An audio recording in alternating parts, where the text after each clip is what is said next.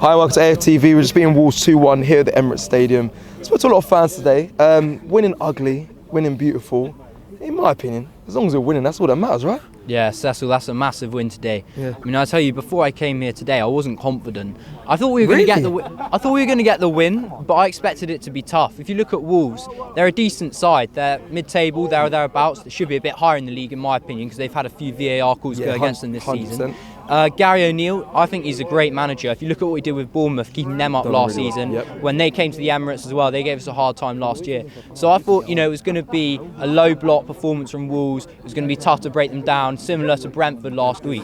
They proved me wrong today because they went out and it was a very fast start. 2 goals in the first 15 minutes or so. Very nice, intricate play around the box. It seemed to be back to that kind of fluent style of play we saw last season. But then we faded quick after like half an hour. And that does concern me. Did we fade or did we just... I don't know if because we still controlled the game.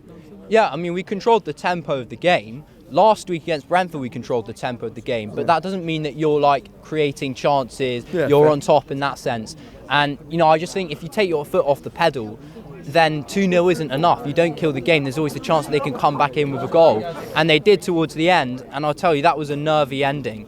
I think in added time, the ref paused the game. I thought they might be checking VAR for a handball. I know Wolves fans were appealing for that. And oh my God, I couldn't deal with that, mate. So, I think, generally it was a fast start, but we faded quick. And we need to, in my opinion, be better at keeping that tempo and really killing games off for the whole game.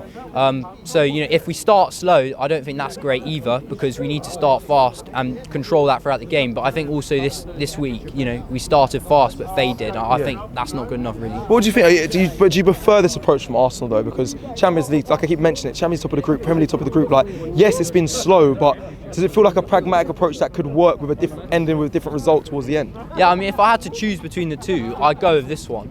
Because I think last season the main problem was the defence. I think we scored 88 goals in the Premier League last season, which is more than the average you'd expect from a team that wins the Prem, but we conceded 43. So to me that suggests the problem was the defence. And in those games in the title running, we were 2-0 up at Liverpool, defence threw it away.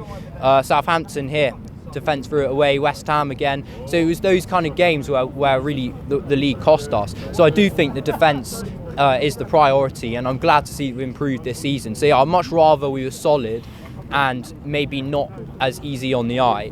But I do just think as well it's a problem that we go 2-0 up and then think that's okay, we can just protect that for the rest of the game, because 2-0, as we were saying earlier, it's a very dangerous scoreline. It is. Last thing to finish off, player for you that stood out the most? Yeah, it's difficult to say. I think it was a decent performance all round. No one's mentioned Trossard. I thought he was excellent in that midfield today. I think everyone expected Havertz to start. I expected Havertz to start. I think he probably deserved to start, with his form over the last few games. But Trossard was in there, and I just thought he really controlled the tempo of the game. I think he was involved with Zinchenko in the Ødegaard goal. Just generally, we saw it in pre-season, him playing in that kind of number 8 position. I think he's really well suited to it. I think I'm really pleased to see him thriving in there.